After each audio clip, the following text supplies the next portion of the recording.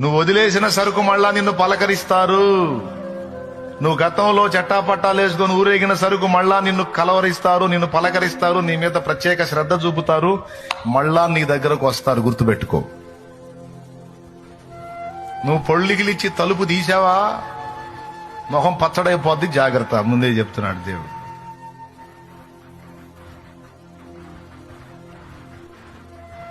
హో సైతానా అన్నావు అనుకో, బాగుపడతావు. అయిపోయింది నీతో నా అనుబంధం, సైతానా పోయేస్తున్నామలో.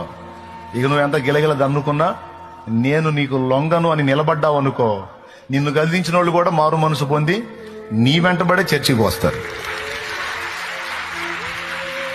ఏయ్ జాగ్రత్త అంటున్నాడు దేవుడు. మారు మనసు పొందు. ఇగిలిచ్చావా సకిలిస్తావు, సత్తావు, జాగ్రత్త అని హెచ్చరిక చేస్తున్నాడు తమ్ముడా. మారు మనసు పొందాలనేది